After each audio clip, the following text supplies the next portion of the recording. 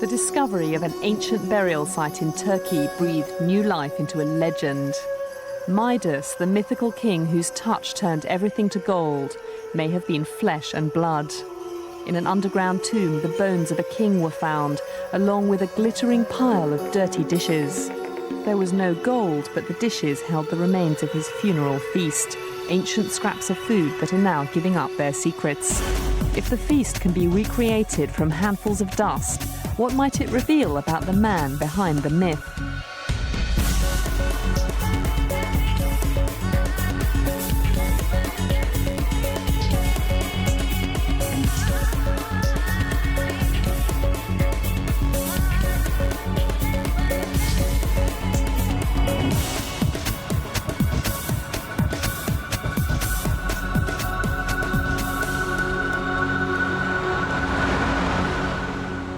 The markets of modern-day Turkey.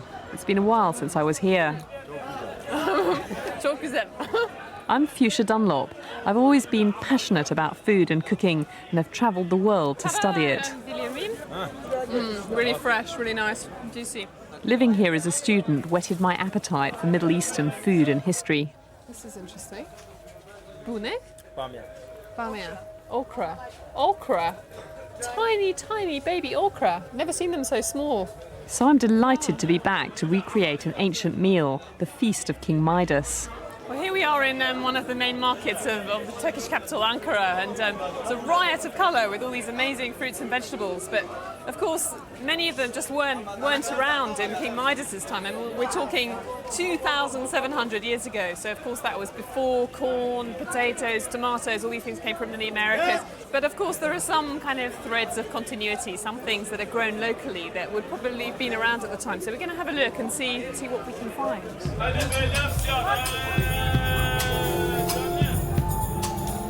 I'm Ralf Little. I was a medical student before I became an actor, so I've got a background in science and an interest in archaeology, and that's why my job here is to track down the facts about the feast. Then the plan is I'll feed them to Fushcia so she can fill in the gaps. But this is experimental archaeology, and Fushcia will need all the chef's experience to make this ancient feast in modern times.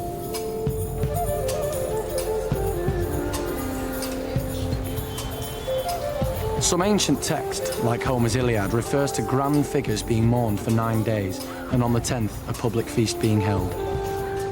So that's how long I've got, 10 days to make this feast.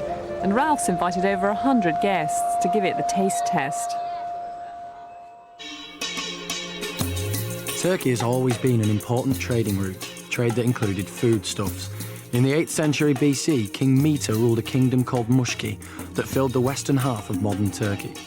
He lived at the same time as the ancient Greeks, who later called him Midas and his kingdom Phrygia. Its capital was the citadel of Gordian. It was a wealthy and powerful nation, but over time, it all disappeared. Until the 1890s, engineers planning the Istanbul to Baghdad railway rediscovered Midas's kingdom. The railwaymen had unwittingly unearthed a valley filled with tombs, all linked to the lost palace of Gordian. Its most famous inhabitant was Midas, king of the Mushkis, a man who the Greeks would weave into their legends, the king with the proverbial golden touch. Archaeologists raced to the scene, but it was 50 years before a team from the University of Pennsylvania found the king's tomb in the largest burial mound in this Valley of the Dead. It was 1957. Rodney Young and a team that included local miners tunneled through the mound into an intact burial chamber where they found the remains of a king.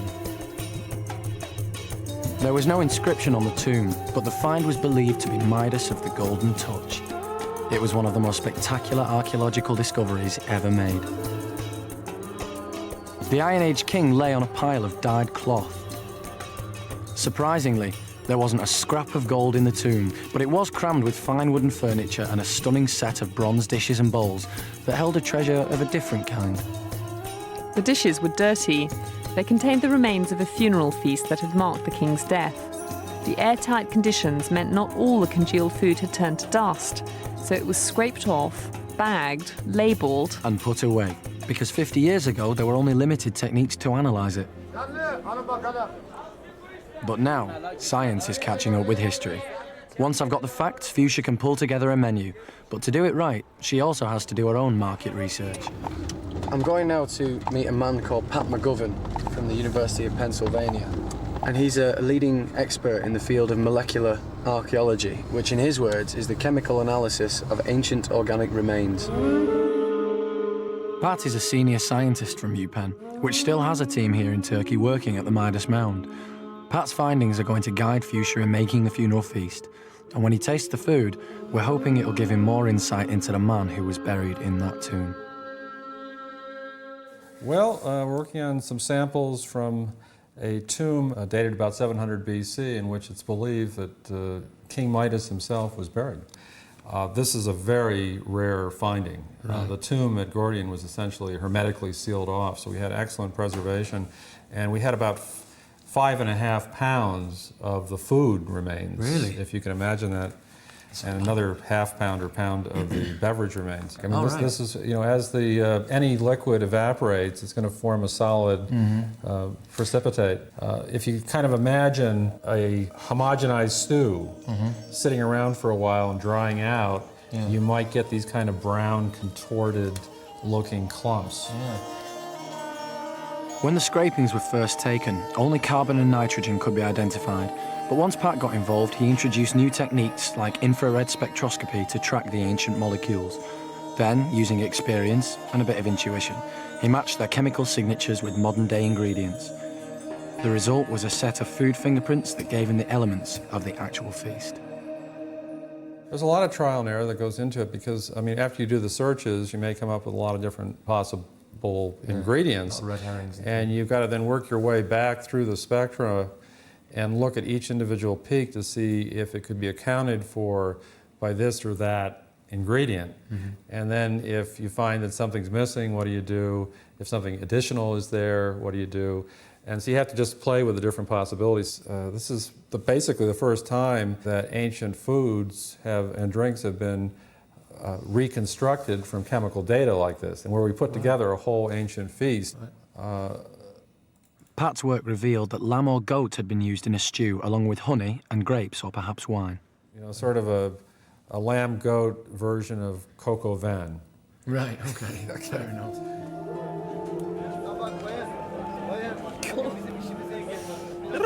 Look at this. It's kind of oozing. So a sheep's eyeball, not something that I'd ever particularly desired to eat, but you know, if you're going to eat the sheep, then why not eat everything? So let's have a try.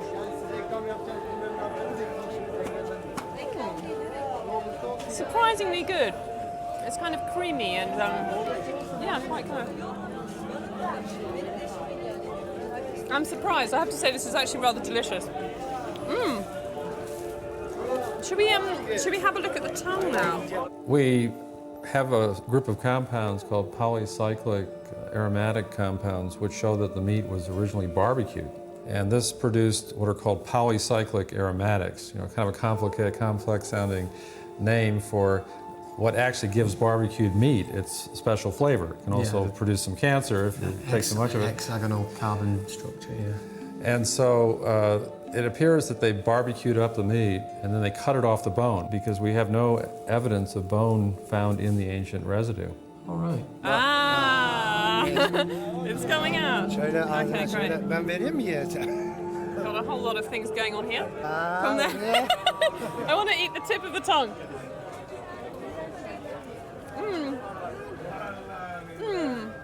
Very tasty. It's not as rubbery as I thought it would be. Once they had that into the mixture, they took lentils. You know, you got to finish it off with some spices. So it's got also fennel or anise. Now, there's a particular compound called anisic acid, which shows that fennel is present, or anise. And then we've got some other terpenoid compounds, which would have given a kind of peppery flavor. But it would have had to be probably native to central Turkey. Yeah, It wasn't, they didn't have cayenne or any kind of pepper from India at this point. I'll just send Fushcia out to buy some terpenoid compounds and see what she comes up with. See what she can do. Tell you what, we've come a long way since Indiana Jones, haven't we? All he had was a whip and a hat. Well, he wasn't working in infrared spectrometry. I tell you what, he wouldn't have been able to do this for toffee. So Pat's identified the key ingredients for a royal meat and lentil stew. The trouble is, he can't tell what proportions they were used in, how much stew was made for the feast, or most importantly, what it tasted like. Oh, it's wonderful. Wonderful.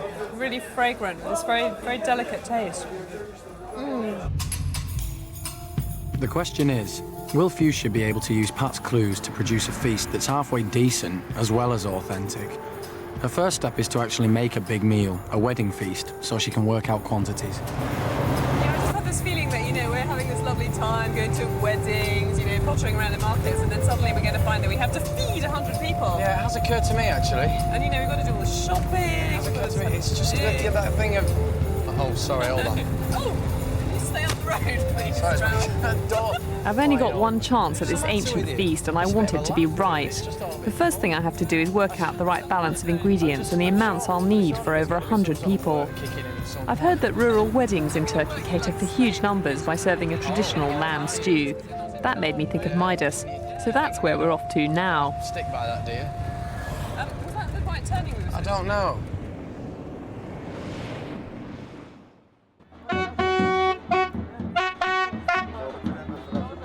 Meat was a precious commodity in Midas's time, used for special occasions, just as it is today.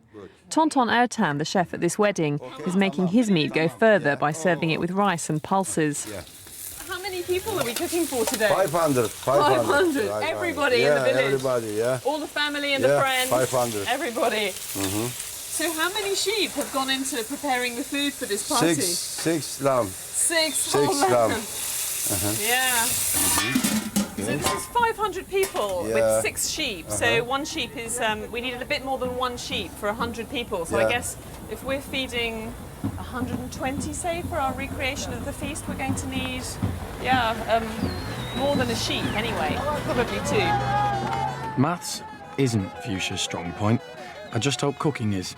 Working out the quantities is only one of her headaches, so while she's doing her homework, I might as well enjoy myself with the boys. Yes. Now this is my kind of wedding. Guns, cars, and Man United colours. We're going to make a pilaf, which is a dish which begins by frying in oils. She's inside cooking and I'm messing around in a procession. Got me prezi, got me card. It's not half bad, this Turkish business. It's a local tradition to give gold to the groom. So with the gold wedding pin I'm giving him, this guy's already got more than Midas was found with. Little less, okay. Chuck some on there, love. What are you going to do? You're going to go to the women, I'll go to the fellas. I've no idea. Oh, you go to the fellas, it'll make the day. Country weddings go on for 3 or 4 days, and people have travelled miles to get here. It would have been the same for Midas's funeral, with priests, diplomats and traders spilling in over days to pay their respects. Oh, thank you. I think that's why they served a stew. It can be reheated and not lose its flavour. This all tastes pretty good. It's a nice dish, very simple, and it's such fun sitting here with all these people eating together like this, using our hands. It's interesting too because, of course, the things that were found in Midas's tomb, we had lots of sort of serving bowls and things, but not any implements for eating. So I'm kind of this use of the bread to pick up a lamb stew could be quite helpful in our recreation of the feast, I think. Well, this is the first time Fushcia's cooked and it's actually not bad. Really is very nice. Obviously, when I see her, I'll tell her it's rubbish.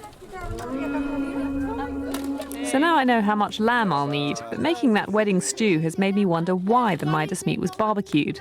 At least Ralph's discovered why they buried their dirty dishes.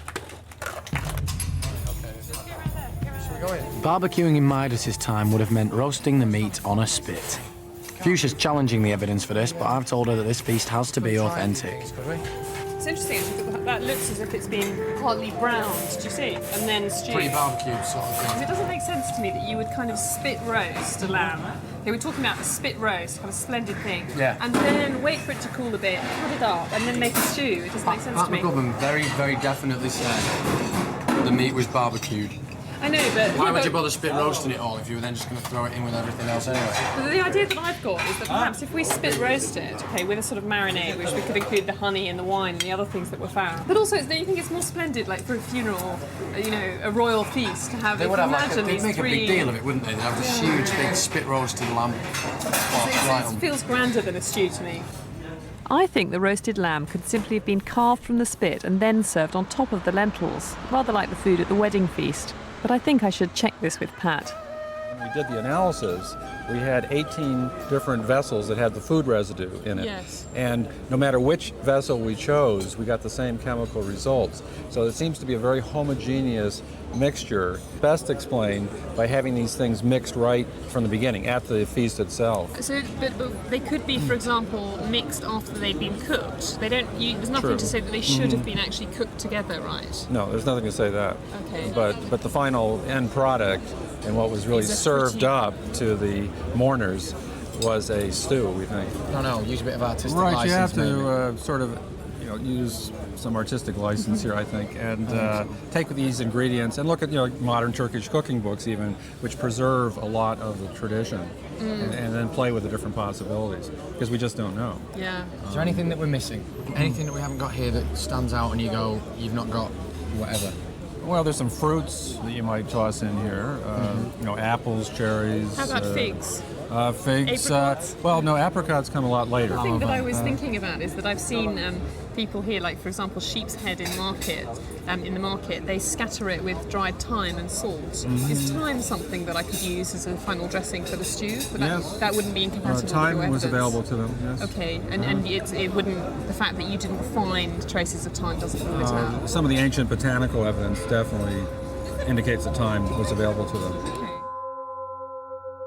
I've finally got a menu for my feast, a herby-honeyed meat stew with lentils and wine, as well as a spit roast and bread. And as side dishes, I'm planning a rough hummus and a broad bean paste. And I also want to serve a halva sweetmeat, because sweet things were rare and precious in Midas's time, fitting for a state occasion. Pat said it's all authentic. But before I cook this meal, I want to go to the site where the feast originally took place and enter the tomb of the king who was honoured by it, the man generally believed to have been King Midas.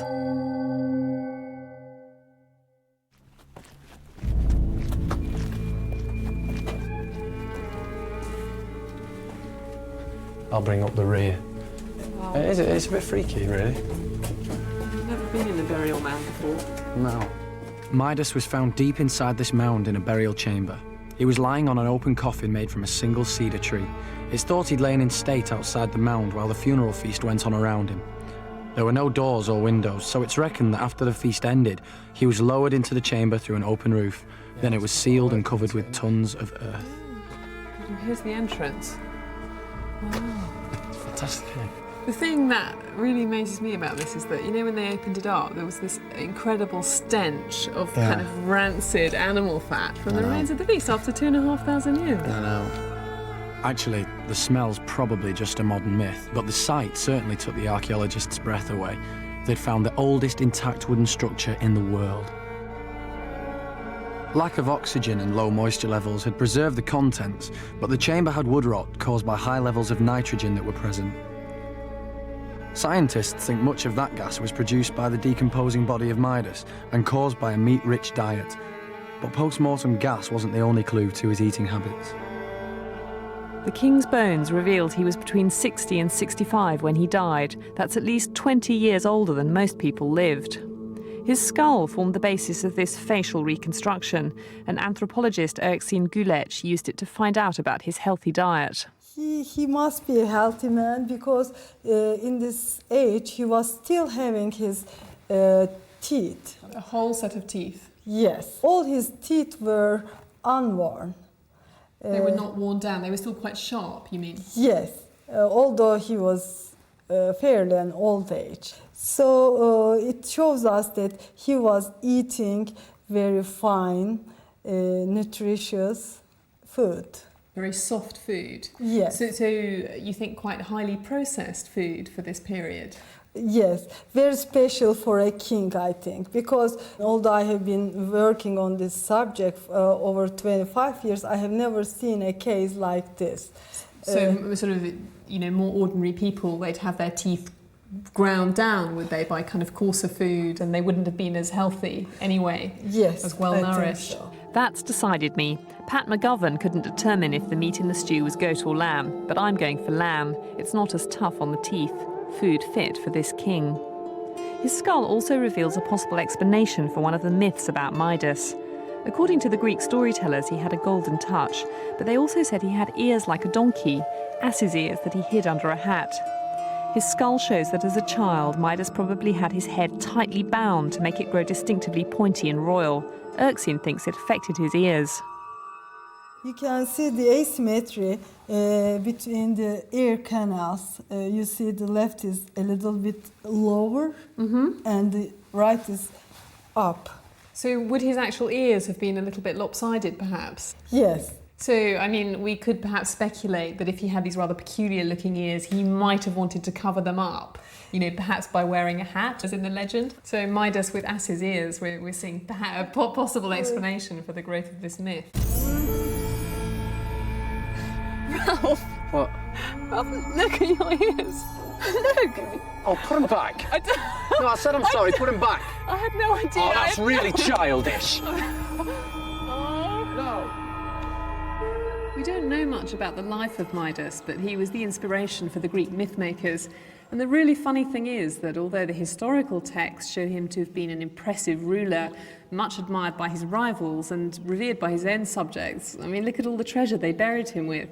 And yet, just a few hundred years later, the Greek mythmakers were portraying him as a greedy, stupid man, of course known to most of us as the king who could turn everything he touched into gold. One day Midas found a satyr at the bottom of his garden and he rescued it and fed it for 10 days with a massive feast. And now the satyrs are part of the entourage of Dionysus, who was the Greek god of wine. So as a reward for his kindness, Dionysus offered Midas any reward that he wanted. So, being a bit greedy, he asked that everything he touched should be turned to gold. Maybe Midas's golden touch was just a story made up by the ancient Greeks. Or perhaps there was some truth in it.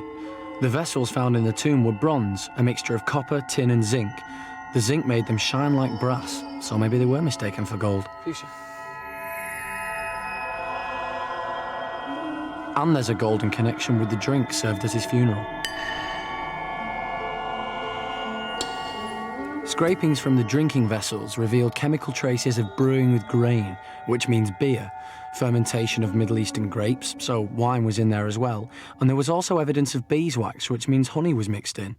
Together they made a strong punch, but there was something else.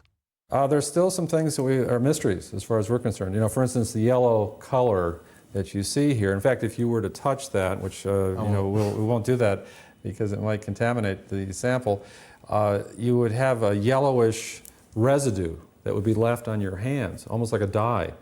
And we're thinking that this is possibly related to saffron, which is one of the most expensive spices in the world. Some of the finest ancient saffron, in fact, came from Turkey. Efendim, saffron var mı? Teşekkürler. Real saffron is actually made of the stigmas of a crocus flower, which is cultivated all over West Asia and in Spain now as well. And each flower only has about 3 stigmas, and they have to be gathered by hand for just a few days in October. And they're then dried and partially fermented. But, I mean, if you can imagine that, I think it's 150,000 stigma to give 1 kilogram of saffron. So it's an incredibly labour-intensive spice. So, I mean, there's no modern equivalent to that, really, is there? Not that I know of. Not today. I mean, you get people making mead and sometimes mixing together different components like this, but it's pretty rare to get all 3 put together. That's going to be very tricky to recreate. I've assigned the drink element of the feast to Ralf. Thought it might be more his thing. Jean-Luc Collin is the expert nose at a leading Turkish winery. He's going to mix up some Midas cocktails to try and recreate the funeral drink. One of the goals is to get a high alcoholic content.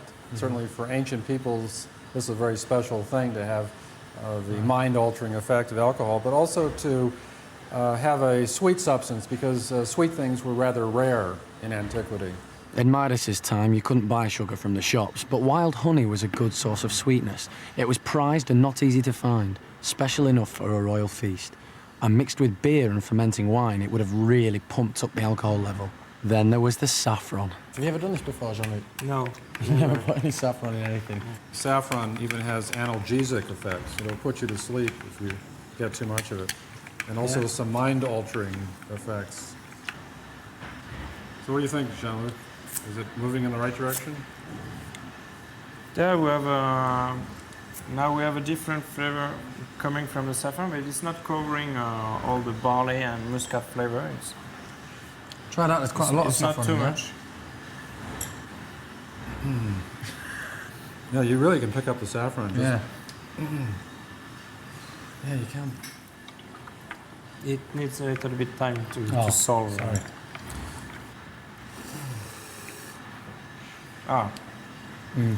Now the saffron has well solved inside, so we have a huge flavor of saffron and barley first. So it's difficult to find the wine flavor directly with the nose, but in mouth, when you breathe, when you taste it and you breathe a little bit like this,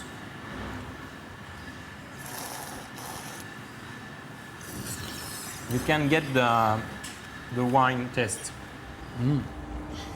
So I'll manage.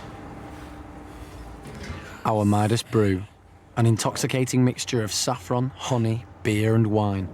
The funeral drink may have given mourners a mind-altering experience that made them feel in touch with the spirit world. Around 100 drinking bowls were found in the tomb, and there were 3 huge bronze cauldrons that together held around 400 litres of drink. If there were just 100 guests, each of them could have drunk 4 litres. That's nearly 8 pints each of the mind-blowing brew. Our feast is now 4 days away. In the interest of authenticity, I've got metal workers making our own cauldrons to exactly the same dimensions. It is going to be some party.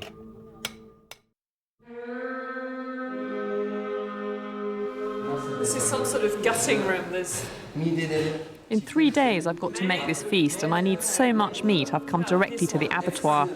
I'm buying tender lamb, not mutton, but I can't help calling it sheep. And this will be the first time I've seen an animal killed. sheep. Okay, sheep cutting. This is where the sheep are slaughtered, which is the next treating stall. The slaughter of animals to be eaten may have played a role in Midas's funeral rites. I'm nervous about being here, but I want to get a proper feel for the funeral feast. Over there. There's blood pouring out all over the floor and over me if I'm not careful. Oh, God.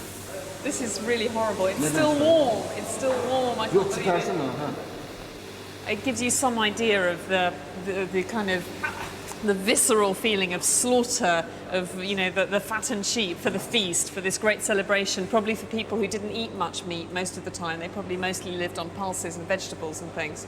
And for people who were eating such a simple diet in an everyday way, it would have been, you know, a festive dish, special treat.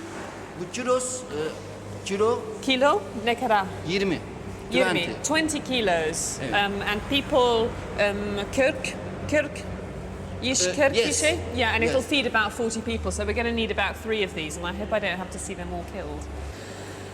So, yeah. It's not Old Trafford, but my goal here is to find a location for the feast that's as authentic as possible. We're at the base of the King's Burial Mound, a couple of miles away from the citadel. At almost 1,000 feet wide and 175 feet high, it was precise engineering, the Phrygian equivalent of the Egyptian pyramids that were built 2,000 years earlier. When he died, we were saying about how it was all built up and ready before he died. Yeah. So then he'll have died and they'll have had this big feast somewhere. And nobody's quite sure where. But I think the general consensus amongst the archaeologists is it was somewhere around here, at the base of the mound. Now, And then they could have kind of finished and then pretty quickly put everything exactly, in. yeah. Well, what do you need? Because you're going to be your food girl. So what are you going to need to do it around here? Well, I suppose we need water, don't we? We're We over need at the running cafe water. there. Well, they'll have water and space and... Water, space, and with a bit of luck, cooking facilities as well. Yeah. Are we agreed? Yep. All right. Tomorrow is the day of the feast, and there are some big cooking challenges ahead. Pat said the lamb was cooked with plenty of honey, but it's such a rich meat it doesn't feel right to me. I haven't been able to find whole bulbs of fennel for the stew, and I've no idea where I'm going to marinate the sheep. I don't know yet how I'm going to season the hummus or give a royal flavour to dishes like broad bean paste, and I'm not sure either how I'm going to make the bland lentils taste exciting. I'm trying to keep things authentic, but I won't know if it's going to work until I do it. I might end up with a feast that no one wants to eat. Anyway, at least I've found somewhere to soak the chickpeas and broad beans overnight, so I can start cooking as soon as possible today. Hey, Ralph. Come on. It's 2. You can do the heavy work, guys. Well, we're about to find out if our preparations paid off. The nearest town to the tomb is Palatli, and we've had a lot of help from its mayor, including this wagon and about 20 cooking assistants to help Fushcia out. And I'm hoping we'll have enough dried cow and sheep dung to use as a cooking fuel, just as it would have been in Midas's time. Should give an interesting flavour to the spit roast, if the spit roast guys actually arrive. Whoops. We're going to have 2 spits if these guys show up, right? So we would have one cooking fire and then another one for a spit here. Chickpeas we've got. Did you get dill? Honey, pomegranate syrup. Hazelnuts. Oh, raisins. Apples, pears. Do we have enough fruit? Figs. Sultanas, raisins, the dried cherries. Well done. We need more garlic. We need more onions. The lentils have mysteriously disappeared. We've got most of the food now. We're just waiting for the lambs to be delivered, and I'm hoping that they're going to be what we want, with the heads on and the feet on and so on. And of course that the people to show us how to do a spit roast are going to arrive. Oh, the sheep. Yeah. Fantastic. Oh, Great. Madonna mia. Şimdi bunlar makineyle kesim olduğu için This is chopped dill and spring onions to go into our father broad bean sort of pate. I just love the smell of dill. We've just boiled the broad beans, which were soaked overnight, with some chopped raw onion and olive oil and some salt, and also a secret ingredient which Eileen told me, which is a little bit of honey, just to give it a slightly sweet taste. Teşekkürler. Honey features heavily in this royal feast, so it seemed the right thing to do. Broad beans are something that we think that they may have eaten in Midas's time. They were certainly keen on pulses, and they're particularly interesting for a funeral feast because in the ancient Greeks and the ancient Egyptians all regarded them as unclean and sort of associated with them with death. It may be because they were associated with wind. In fact, the Greek word for wind is the same as the word for soul. Halva's used to describe a whole lot of sweetmeats which are very popular in Turkey and in fact other countries in the Middle East. They're kind of very intensely sweet and rich. Sesame seeds and pine nuts. The idea is to fry these in the butter until they go ever so slightly golden, and then we're going to add the flour.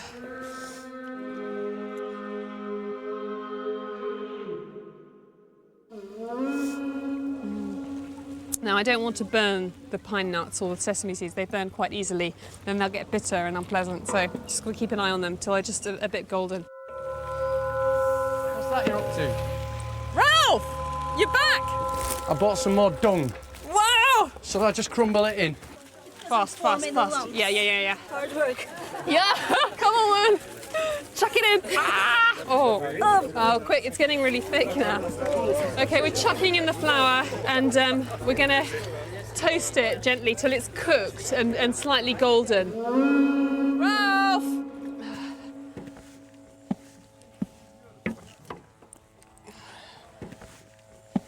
Ralph! Ralph, what are you doing? I met some guys and they said they'd help us if I played football with them, so I was earning their trust. Look, oh yeah, you can say that. Can you do me a favour and get the sheep out of the fridge at the museum? But it's really urgent because look, the sun's sinking fast. All right. Hurry up!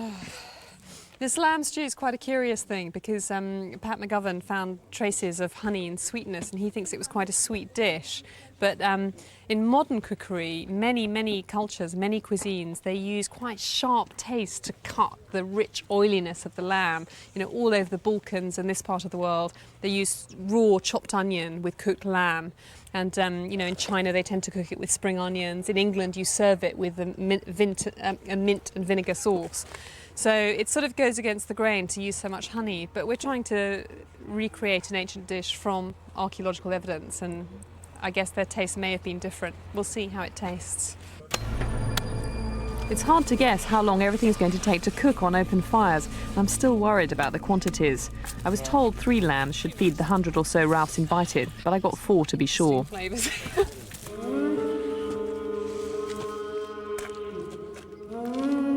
Any garlic going on this? No. Do his neck, doing his head. Great, so this is our mixture of pekmez grape syrup, a little honey, and water. Watch it fizz, look, it all fizzes up. Oh, it's delicious. It's like treacle tart or something. It's like a cake, but not dry at all. Yeah, you know when you always want to eat the Christmas pudding mixture and stuff before it's cooked because it's so delicious. It's Actually, like that's what it is. Basically, it's cake mix. Yeah. That hasn't hardened yet. This is the broad bean paste, which has been simmering and we'd like to cool. Looks like watercress soup. God, it's magnificent. Fuchsia doesn't look very pasty. Oh, it's wonderful. That is so delicious. This wonderful halva is finally ready, and we're just moulding it into little kind of sweetmeats so we can give them. Well, we can pile them up on platters, but you know, and everyone can have one or two. We've run out of daylight, and we've not even finished preparing the lamb. Now the final libation, wine. Final what? Libation. He's looking at me funny. I don't like the way he's eyeballing. God, I've got goo all over my shoe. I love the way you don't mind it on your hands, but your shoe. Whoa. Head first. Yeah, it's got to be. What's the more? Oh no, is that all the marinade running out of his neck? We'll touch, don't. Yeah. Hold on, hold on. Get the fat in. Right. Iki. This whole evening has become completely surreal. I can't think that I've been to an abattoir. I've seen animals killed for the first time. I've spent the whole day cooking over an open fire.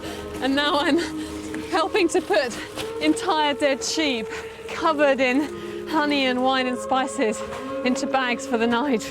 And this really, it's only the beginning, because tomorrow we've got the feast.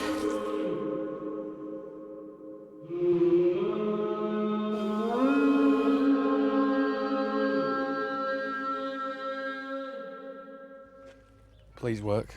Well, look, that's not doing badly. Is that dung burning? You know what, I think it is. Yeah? Well done. Well done. Very nice. Good work. Oh!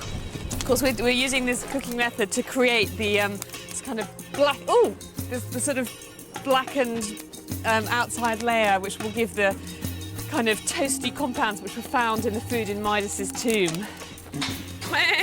Shall we? Can we walk a bit faster, please? It's going to be interesting to see what this rather weird combination of marinade ingredients tastes like. I'm going to. Walk a bit faster, please. All right. Thank you. Well, at least it's been kept cold all night. Walk quicker, please, Fuchsia. It's all going to be roasted, so. Walk quicker, please, Fuchsia. All right, sorry. Thank you. I'm going to drop it. And I'm really curious to see how you get a skewer through a whole sheet. Oh, God. Straight up its bottom. Fuchsia needs bread for the feast so that people can scoop up a stew. We know that there's a type of underground oven still used in Turkey that dates back thousands of years. It was originally used by nomadic tribes in Central Asia, but it's been overtaken by modern methods. Not every house has one. What a strange tail, look, just a great lump of fat. They're famous, these, particularly in Persian cooking. They're really prized for the oil, which you render down and then just use as lard, as a kind of cooking fat. It's supposed to have a much better, more delicate flavour than the normal sheep fat. I've finally found Gulbahar Akdag, who's actually baking bread for her family right now. Sorry? How heavy is the can?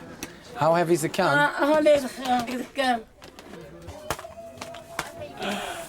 Fantastic. Okay, just flattening it out with my fingers, and she's going to give it a little bit of a roll now.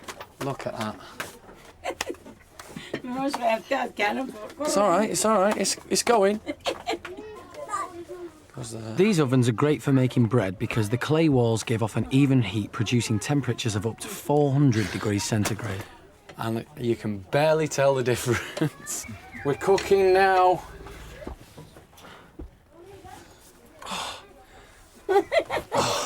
I got. Oh dear.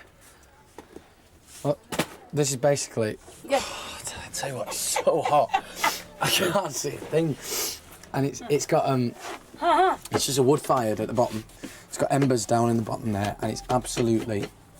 I mean, it's hotter than hot, and all it is a clay. It's clay around the edges of the hole.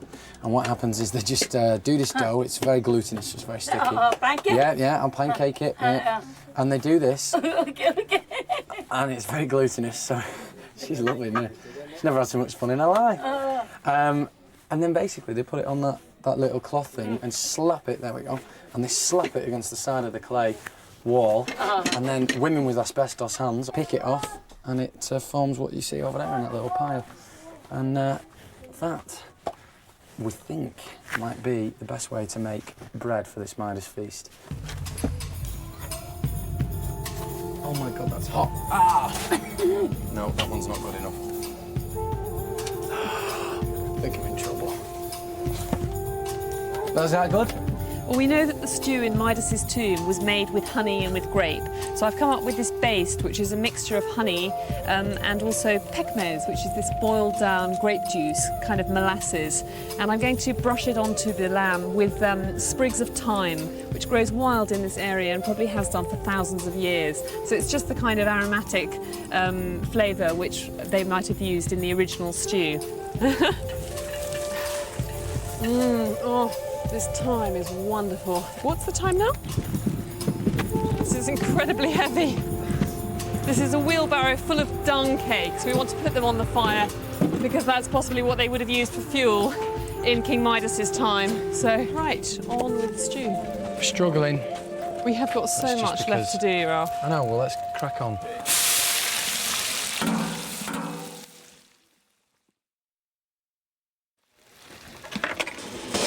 In a few hours, people will start arriving for the feast. Do you think and Fushcia spending her time talking. I thought there'd be more, actually. We're frying the onion in the sheep tail fat. We're then going to add some garlic and sizzle that for a while, and some fennel seeds, because fennel seeds, or fennel or anise, was found in the remains of Midas's tomb. Oh, yeah. That's about it. Look at it. Okay, great. Oh. Wonderful. Oh, looks so nice. Yeah. It smells so nice. Huh? Yeah, the fennel is it's really nice. The fennel is a very interesting spice with these lentils, quite unusual. And the onions and the garlic sort of liven it up and give it a really kind of rich taste. And of course, when the lamb goes in, I think it's going to be wonderful. Also, the lentils are quite a bland pulse, and the tail fat just makes them something rather rich and delicious. So we've had terrible problems crushing hummus without a liquidizer or anything to grind it with. Gorgeous. So we've basically been crushing it by hand and trying to force it through a sieve. But anyway, it's still quite coarse, but it's going to taste delicious. Now, normally you'd add a lot of tahini. It's crushed roasted sesame seeds, which gives it a rather delicious, nutty, slightly bitter taste. We're also going to put in plenty of garlic. Now, normally, when I'm making hummus at home, I would make it with lemon juice, but lemons weren't probably available to the cooks of the time we're talking about. So we're going to try using, I'm going to try using another souring agent. There are various options. Sumac, which is a kind of berry which is used a great deal in seasoning, in salads, all kinds of cold dishes. Pomegranate juice. Now, we've got the seeds here, and I'm going to have to squeeze them through muslin to get the juice into the hummus. Ah, look at it, splashing pink. It's going to be an interesting coloured hummus. What a colour. Oh, I've never seen pink hummus before. In the end, I had to use sumac as well. I think news of us has got around, and people are just turning up out of the blue. This guy in a red shirt has just turned up asking to lend his support, and he's got his pan pipes with him, and still not sure if we'll get it done in time. First taste of this. Fushcia, there's a lot of rubbish in this. Do you want... do you want to take all the glaze bit off we got? Oh, that's fantastic. Yum, yum. Hot, sorry. No, it's okay, we must put some in the stew. Scrum, yum. Sedimented a little bit, but I'm not sure if that's the beer stone that Pat McGovern was talking about. Oh, good man. I noticed you staying away from the old cooking, but as soon as you saw some drink, you were in there. Wonderful. Let's go. Wait a sec, we've got a problem here because the lentil stew was supposed to be quite thick so that people could literally eat it with bread, but it's gone too liquid because I left these guys and I didn't properly explain, so it's going to be a little tricky to eat. This is really a bit of a pain. I don't know why they added so much water. I mean, it needed a little water to stop it drying out, but this is quite difficult. The spit roast might not be the centrepiece you're intending. Really? They've carved it on the stick.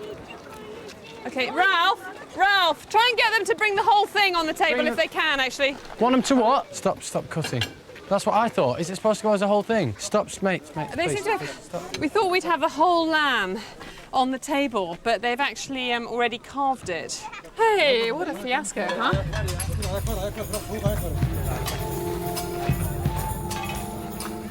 Okay. In front of the cauldrons? Yeah, behind. Okay, wait. And we want it at the highest elevation, so it'll kind of stand alongside the top of the table. No, just level with the table, actually. We've teased the chemical clues from ancient food dried on serving vessels in a king's tomb.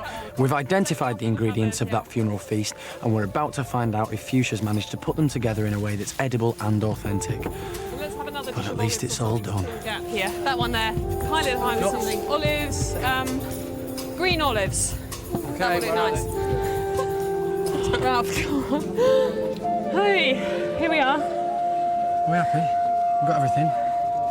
Not bad, huh? I think we've done it, apart from the little honey accidents dripping all down the table. Yeah. The wasps. Şerefe. Şerefe. Turkish toast. It really is good. I did this, you know. People are starting to arrive, but word of our feast has spread, and as well as the 100 or so dignitaries, food writers and archaeologists that I invited, we're being swamped by tourists and locals. Right now, there's around 300 of them. Maybe the same thing happened at Midas's funeral. We'd originally imagined it was a wonderfully prepared feast for a set number of people arriving over several days. But if it was anything like this, then a stew would have been the perfect elastic meal. Wonderful. We've served so many people already and we've hardly made a dent in this stew. There's so much of it. Okay, It's absolute mayhem. It's nothing like we expected. Everybody's crowding in, everybody wants more. It's going down very well. Ralph, I think it's got nice tender barbecue taste. Yeah. Meat is fine. Lentils delicious. Just think it needs a little more spice. Pat McGovern's been following what we've done, and he's delighted. He's eating the funeral feast of King Midas, created from evidence that's 2,700 years old. For Pat, it's the test of all his lab work.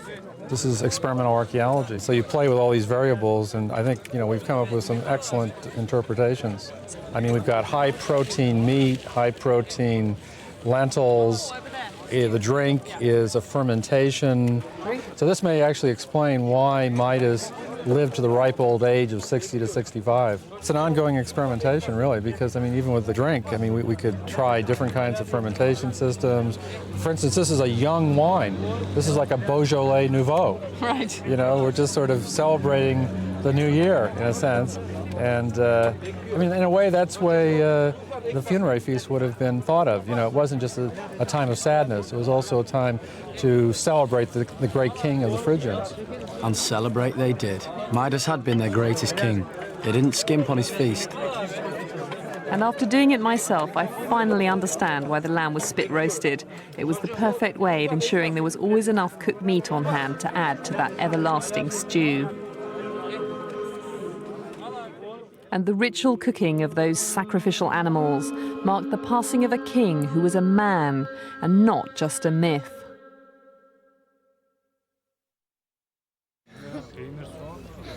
I don't mind that. It's wonderful.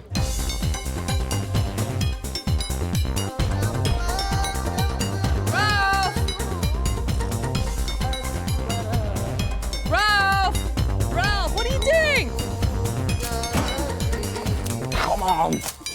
Ow! Ralf! That's nice. I like it. Anyone seen Ralf? Ow! Ralf? Are you anywhere? Ralf? Ralf! Oh! Ralf! What are you doing? Any chance you give me a hand? Beautiful, isn't it?